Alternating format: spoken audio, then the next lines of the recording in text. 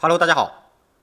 本期视频的话，我将会为所有的新手小白来集中的展示一下如何用币安交易所来购买加密货币。如果你是一个完全的新手小白，你将需要了解到加密货币该怎么去买，购买加密货币会不会有风险，如何更快捷的去购买加密货币怎么去全面的使用欧易交易所来入金、交易、转账等等一系列的问题。我在录制视频之前的话，做了这么一个思维导图。这个思维导图的话，就包含了新手小白使用币安的教程会面临的这6大门槛和问题。第一个就是注册的这个问题。注册的问题的话，首先如果你是中国大陆的用户的话，我只推荐你使用这2家交易所，一家交易所是币安，一家交易所是欧易。这2家交易所的话是全球目前最大的且排名靠前的2个主流的交易所。目前这2家交易所是运行了很多年了的，资金的话，它的用户量和交易量，以及使用的连线都是公认的最大型、最主流的交易所。注册交易所需要你去用到这个注册链接，我这2条包括币安和欧易的注册链接都会放到视频下方的栏目，你可以点击我的注册链接，然后去注册。待会的话，我也会实操一下，用手机的页面来实操一下，教大家怎么注册，怎么去使用币安交易所。注册这个交易所呢，需要你准备3个步骤。第一个步骤呢，就是需要你拥有一个手机号或者是邮箱。第二个呢，就需要你的身份证和护照先提前准备好。第3个呢，就需要一个身份认证，也就是实名认证。好，这些搞完之后呢，就会面临一个门槛的问题，因为在中国大陆的话，加密货币的话是在不管是政府层面还是法律层面，不是那么的被认可，所以说的话，你需要准备解决一个梯子问题。相信你能看到我的视频的话，你的梯子的问题是已经解决了的。但是呢，我这里会提醒大家，在币圈，你需要使用魔法，需要翻墙出来的话，建议大家不要使用免费的梯子，因为免费的不一定它是最好的，说不定免费的一些软件里面带有一些病毒和木马，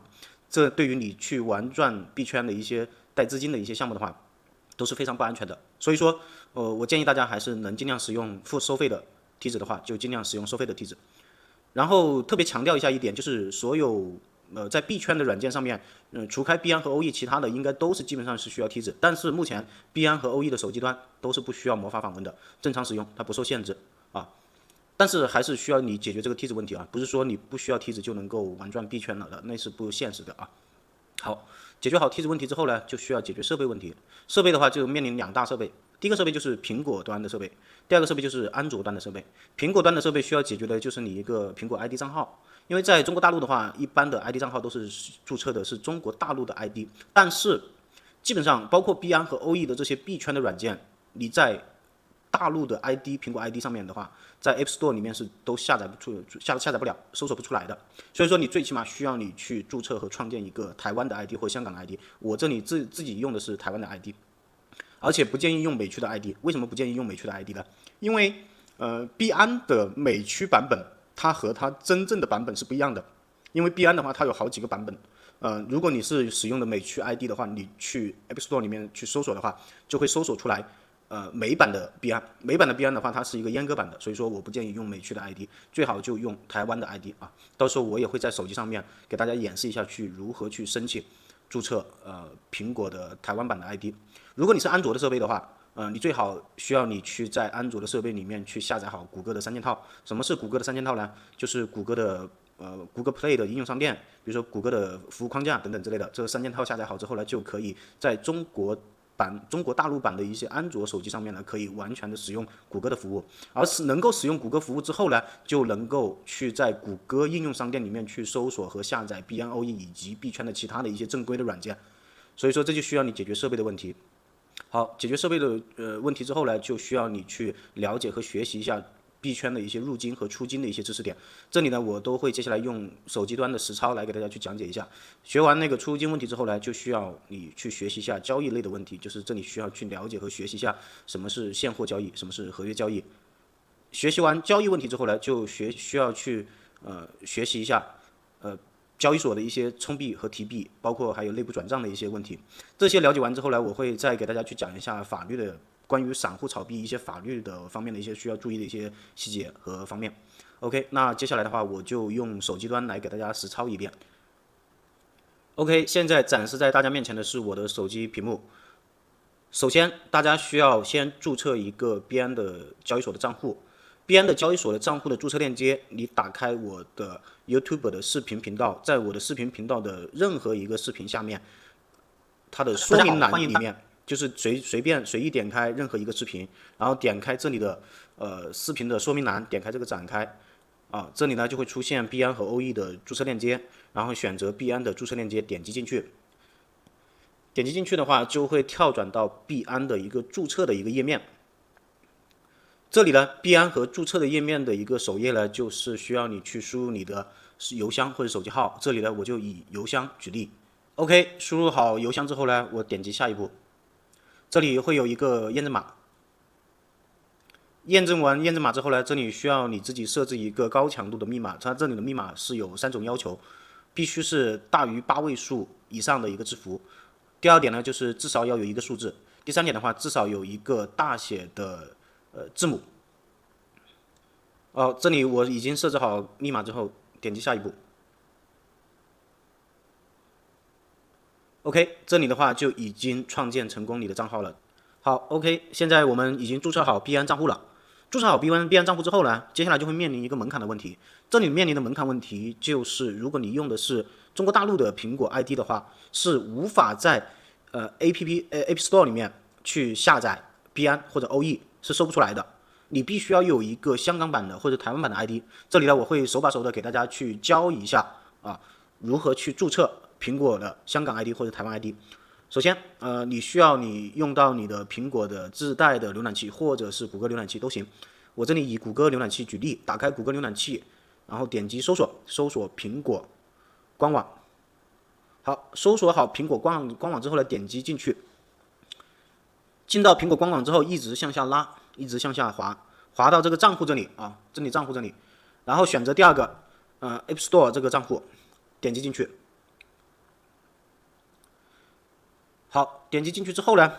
这里它会弹出来一个登录的一个页面，这里就不要去登录然后点击这里的创建你的苹果账户。好，创建之后呢，这里就会有一个创建的界面，创建界面这里的一个姓氏和名字随便填。第二栏呢，国家或者地区就一定要重视，这里不能选择中国大陆好，我们切换一下，把中国大陆改为比如说香港或者台湾，我这里就以台湾举例好，选择台湾，选择好台湾之后呢，这里需要你设置一下出生年月日。我一般注册海外的苹果 ID 的话，身份的一个出生日期就一定要大于一个18岁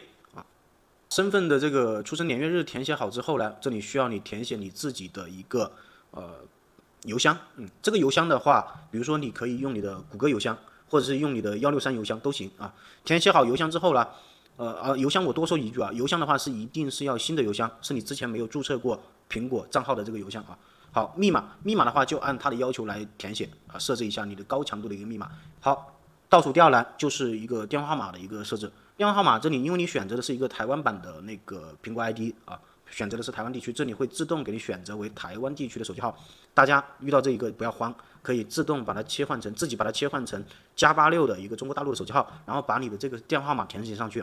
可能会有些人会问，我之前用这个号码注册过苹果 ID，那是不是不可以注册的？没关系，同样还是可以注册的。如果遇到不可以注册的，你换一个另外的号码也行好，填写好之后呢，把这里的验证符号填写一下，然后点击创建就 OK 了。这里就成功创建好了你自己属于你自己的一个海外的苹果 ID 好，创建好之后呢，你需要把它切换到你的 App Store 里面登录一下。登录一下之后呢，你就在这里再搜索一下，搜索栏搜索 Balance 就是币安搜索币安。搜索币安的话，这里排名第2的就是币安的这个交易所然后如果你没有下载的话，直接下载一下，这里我已经下载好了，直接打开。打开之后呢，如果你是新注册的一个用户，需要你去重新登录一下，也就是你刚刚跟随着我这个第一个视频的步骤去注册币安的这个账号。登录进来之后呢，你一定是一个这种页面，也就是币安的这个简易版的页面，和我刚刚进来的这个页面是不一样的，需要你切换成币安的专业版。切换成币安的专业版呢，就需要你点击左上方的这个币安的这个 logo。然后选择这个底部栏的这个币安的专业版，把它切换一下，就可以切换成这个专业版了。切换成专业版之后呢，还需要你去做如下的一个步骤和操作。首先，你需要点击左上方的这个3条杠的这个按钮，选择你这个个人资料。选择个人资料这里呢，需要你在你的账户安全这里去做一下安全的认证。什么认证呢？比如说，你刚刚是用的你刚刚是用的手机号注册的，那就需要你再绑定一个邮箱。如果你刚刚是用邮箱注册的，那就需要你绑定一下你的手机号。绑定好手机号之后呢，然后这里的第二个栏目就是身份验证器。身份验证器就需要讲到另外一个软件，也就是我这里的一个软件，这里的第二个软件。这个软件呢，中文名称叫做谷歌验证器啊，谷歌身份验证器。谷歌身份验证器怎么下载的呢？同样切换到你的苹果的 App Store 里面，应用商店里面，然后输入谷歌验证器，搜索好，第二个一定是第二个，第一个不是的啊。第二个就是谷歌这个验证器，然后把它下载下来。好，下载下来之后呢，我们重新再回到币安的这个安全设置的这个页面。好，点击你的身份验证器，这里需要你去创建你的一个身份验证码。这里我已经创建好了，我给大家去做一下演示啊。点击创建，好，点击继续。OK， 这里就会显示出有一个16位的一个密钥，或者是有一个二维码。这里需要你去复制这个16位的一个密钥，把它复制到你的这个谷歌的身份验证器里面。谷歌的身份验证器点击这个右下方的这个加号，然后选择输入设置密钥。账号名称这里呢，随便你自己填，你可以填币安或者币安账号都行。第二个，你的密钥呢，就是把你刚刚复制的这个16位的这个密钥给它复制过来，然后点击添加。添加好之后呢，这里一定会出来类似于比如说我这里的一个币安的这个6位验证码的这个密钥。这里这个验证码呢是每1分钟更新一次。你只要未来使用到币安的 APP， 包括你的提币都会用到这个验证码的啊。好，这里的安全设置，身份验证器设置完之后呢，最上面这个栏目需要你添加这个密钥。添加密钥是一个什么意思呢？就是你使用币安的一个指纹验证或者是面部识别的验证。为什么会需要这个步骤呢？因为但凡最坏的一种结果，你的币安的账号或者密码泄露出去了，或者被其他人知道了，如果你没有设置这个通行密钥的话，人家是有可能会登录到你的账号的。但是如果你设置好通行密钥的话，哪怕你的账号和密码泄露出去了，人家也是无法登录到你的这个账号。所以说这个通行密钥是一定要设置一下的。好，讲完这个之后呢，我们再来讲一下身份认证。好，身份认证的话就需要你去准备一套身份证和护照。身份证的话就是你在中国大陆的一个身份证啊，然后也可以用护照来去做一下实名认证。这里我已经认证成功了的。认证的步骤的话，就是你去把你的实名的信息先填写上去，你的真实姓名叫什么填写上去，填写上去之后呢，然后再用币安的这个摄像头手机去把你的身份证的正反面去扫描上传上去，扫描上传完之后呢，然后再做一个人脸的识别，这里呢就大概1分钟的时间就可以认证成功。我们完成了币安的一个身份认证之后呢，就可以正常的使用币安交易所的各项功能了。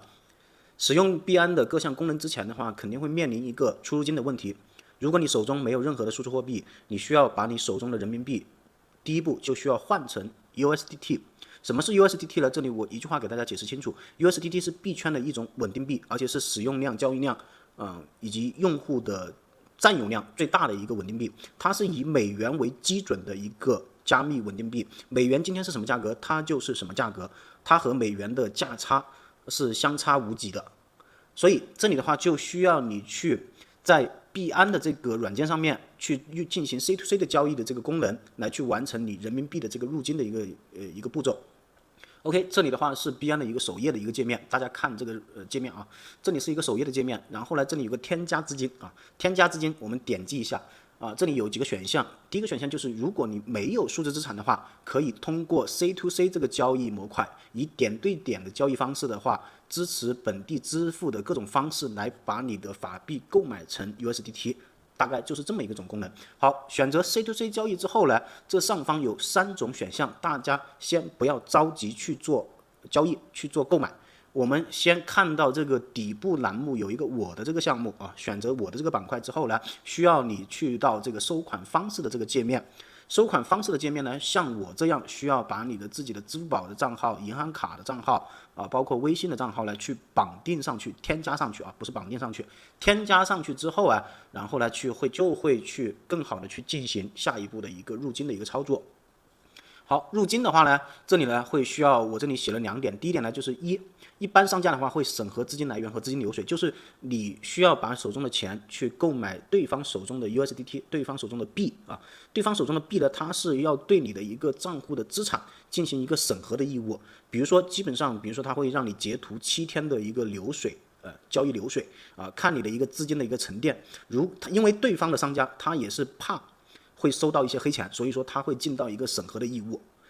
因为如果是7天之间的一个资金在你的账户上面沉淀了7天以上的一个资金，基本上就说明这笔资金是安全的，对方也会很放心的去接收你这笔资金，好吧？这个你需要配合对方商家去做一下资金的一个审核。好，第二点的话就需要你去实名的账户去付款，所以说刚刚就说到，你在我的这个板块去绑定的这个收付款的方式是一定要绑定你自己的实名的付款的一个账户啊。好，这里2点符合成功之后呢，就可以去做一个交易了。这里交易呢有分为3种，第一种呢就是快捷区的一个交易。什么叫快捷区的一个交易呢？快捷区的交易就是你需要购买的一个金额，比如说你输入上去，我需要购买1000元等值的 USDT， 大概是141个 USDT。好，输入完之后呢，选择一个支付方式，比如说我选这里有一个最优的一个价格，就是支付宝的一个支付方式，大概是7.12的一个价格。好，选择预览订单，预览订单这里呢，币安会自动给你匹配一个最优的一个商家啊，它的交易量是多少，它的承担率是多少，然后点击下单，下完单之后，然后对方会有一个收款账户啊，对方会有一个收款账户，比如说我点击下单确认，确认之后呢，这里呢它会显示到对方的一个支付宝的一个账号，你把对方的支付宝账号呢复制一下，复制成功之后。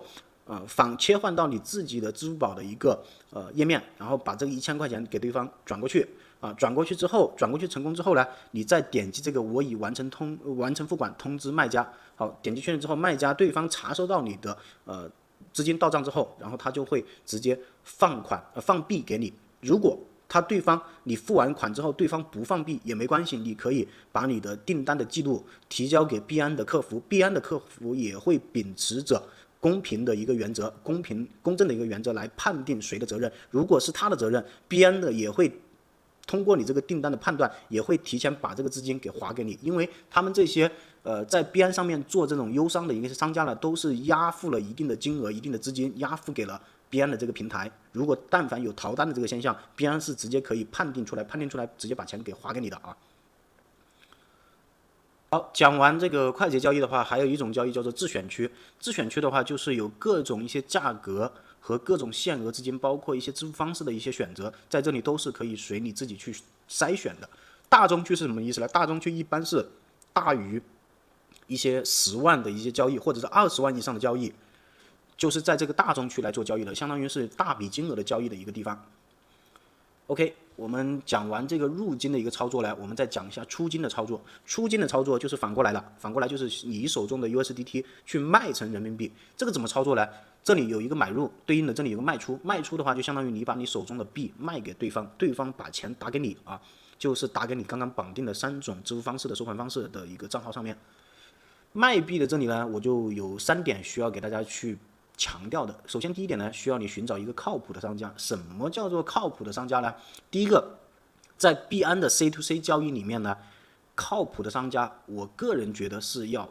勾选这个神盾的这个标志。神盾的这个标志呢，是相当于它比这种普通商家它的注册时间、它的成交量、它的成交率更靠谱一点，更高一点，并且这种神盾商家，如果你和对方交易之后，你的卡被冻了，账号被冻了，对方的话，这笔资金也是有责任给你全赔付的，这也是神盾商家的一个好处。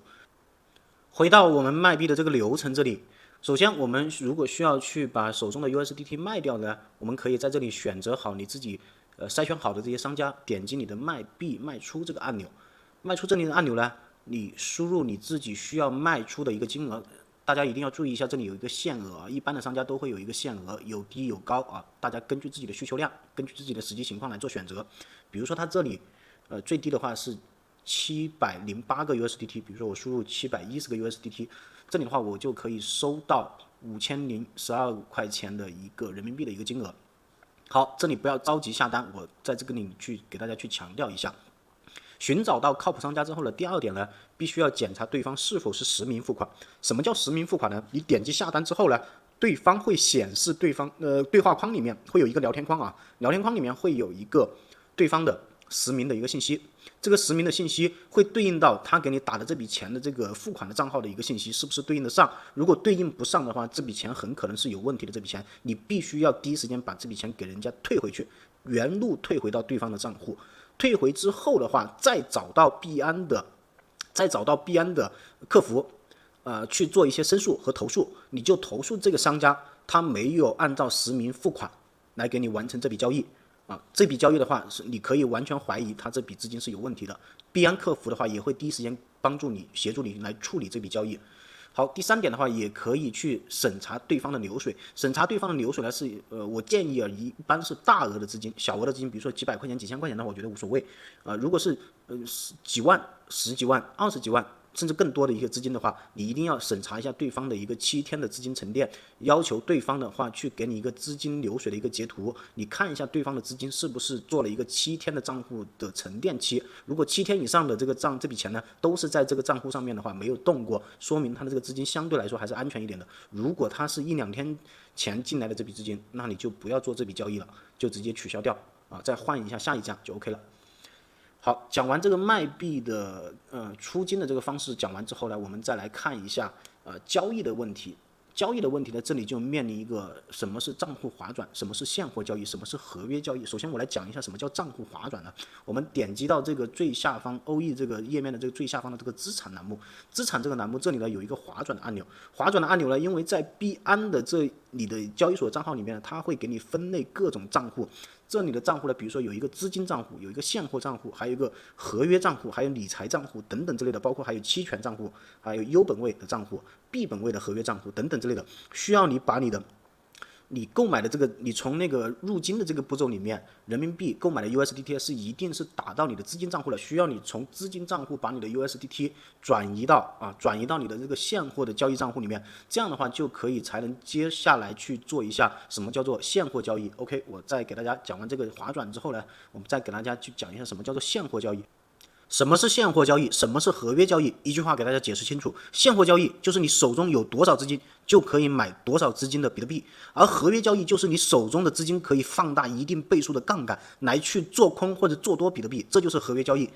OK， 那我现在的话就给大家去实操演示一下什么是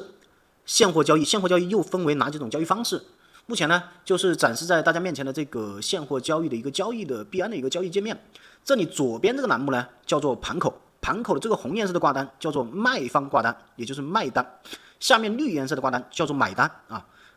而这中间的这个价格就是比特币的一个市场的最优的一个价格。好，我们来看到鼠标的这个箭头，这里呢可以选择2种，最起码可以选择2种常见的交易方式。一种呢叫做限价单，也就是限价交易；一种呢是市价单，也就是市价交易。我们先看一下限价交易。限价交易是什么意思呢？就是你可以按你心目中一个你想要的价格来去挂单，挂在这个上面之后呢，等到这个比特币到了你这个心目中的这个价格，它会自动成交，这就叫做限价交易。大家有没有听懂？比如说现在这个这个比特币的价格呢是10.9331美金的这个价格，你觉得这个价格高了，你觉得贵了是吧？好，那我就改成10万块钱美金的一个单子，你觉得这个价格是你一个抄底的价格？好，那你把你这个手中的 USDT 去拉满，拉满之后呢，比如说99个 USDT 可以买到0.00099个 BTC， 以10万美金的这个价格来做成交的。然后点击买入，点击确认，这里呢就会有一个当前委托的一个挂单。等到 BTC 真正的跌到了10万美金的这个价格之后呢，币安这里的挂单就会自动帮你成交进去，这里呢你就可以到时候就会拥有0.00099个 BTC 了。这就是限价交易。而市价交易是什么意思呢？我们就切换到市价单。市价单就是目前市面上最优的一个比特币的价格，咱们就用这个价格来成交。如果呢你买的这个量蛮大，比如说10万 U 或者是100万 U 或者是1000万 U 的这个 USDT， 但是呢这里的卖盘的卖一的这个这个单子呢不够你买，那怎么办呢？它会自动到买2、买3、买4，这一直买上去，直到你这个金额成交完为止，这就是市价交易好，我这里选择买入 BTC， 点击确认，这里就成交了。而你这里的持有的币种是一定有一点数量的比特币，这就是市价交易。卖出啊，就是你把你手中的比特币给卖成 USDT。而它的交易方式也同样也是有这两种，一个是市价交易，一个是限价交易。其他的这些交易呢，你暂时不用了解都可以。接下来我们来了解一下什么是合约交易。在了解合约交易之前的话，我需要给所有的新手小白提一个醒：如果你是一个新手小白，加密货币的新手小白，请暂时不要碰任何的合约交易，因为合约交易的话是把你的本金放大了一定的杠杆和倍数来做的。做多或者做空的一种交易行为，这种交易行为的话是带有很大的一个风险性的，很可能会使你的本金全部亏没的这种状况。所以说你一定要谨慎的去触碰这种高杠杆的行为。我这里呢也只是给大家去做一个科普的一个说明，并不是强调大家一定要去玩这个合约交易啊。OK， 合约交易的这个设置界面呢，左边呢也是一个盘口的一个区域，红色的是代表挂单的一个挂单的一个栏目，绿色的是代表一个买单的一个挂单。这个右边呢是可以设置全仓和逐仓的一个模式。全仓什么叫全仓呢？就是你不管是交易的比特币，或者是以太坊，或者是索拉纳其他的各种数字货币的合约的交易，都会共用你所有的保证金。而全仓交易就是你每一单所开的保证金只保证你这一单的资产的使用，这就是全仓交易和逐仓交易的一个说明。而全仓交易旁边这个10倍的这个杠杆呢是可以调整的，可以从1倍杠杆一直调整到125倍杠杆，最大125倍杠杆。你可以想想一下这里面的风险有多大。我这里如果比如说我这里103个 USDT 乘以125倍，可以放大多少资金呢？但是放大多少资金就必须要承担多少风险呢？是不是？好，我们再来讲一下，同样它这里也有2种以上的交易方式，一种是限价单交易，一种是市价单交易方式。这里呢，我和这个现货交易的这个方式呢是一模一样的，我也不给大家去做过多的说明。而下面呢是有一个买入和做多，有一个卖出做空，是什么意思呢？买入做多就是你对目前比特币的价格是看涨的，你可以选择做多它；如果你是对比特币价格看空的，你可以选择做空它啊。做空的这里杠杆和金额的话是可供你自己设置和选择的，这就是我所说的合约交易。好，讲完合约交易的话，我们再来看一下转账的问题。转账的问题这里分为充币和提币以及内部转账。首先我们讲一下充币。什么叫充币呢？这里是选择到合约这个按钮底部栏这个按钮旁边的这个资产按钮，资产这里按钮呢有一个添加资金，添加资金这里呢有3种方式。这里所说的充币方式就是链上充值，链上充值呢你可以充值各种的主流币和一些山寨币进来。这里呢我就选择稳定币 USDT 为例。好，选择好USDT 之后呢，这里会有各种一些乱七八糟的一些网络，如果你是第一次使用的话，可能会让你一脸懵逼，但是没关系，我给大家去简单说明一下什么叫做网络。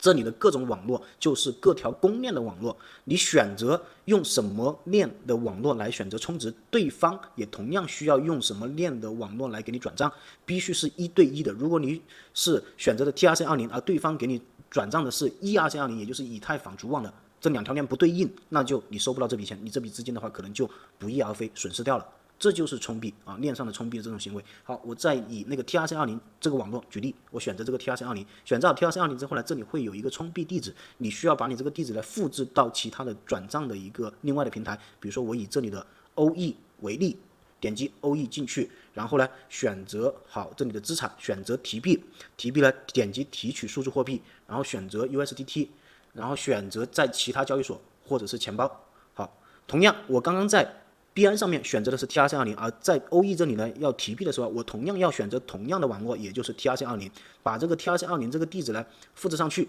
然后选择你需要提币的金额，比如说我选择这里的最大金额，点击提交就可以充值过来了。这就是充币的一整套流程。同样，提币的话，在币安上面提币的话也是一样的。提币呢，比如说我目前这个现货这个板块是没有 USDT 的，我需要划转一下，把我这里的优本位的这个账户去划转过来，划转到资金这个账户啊，划转到资金账户之后选择总揽，然后选择 USDT， 选择这里的提现，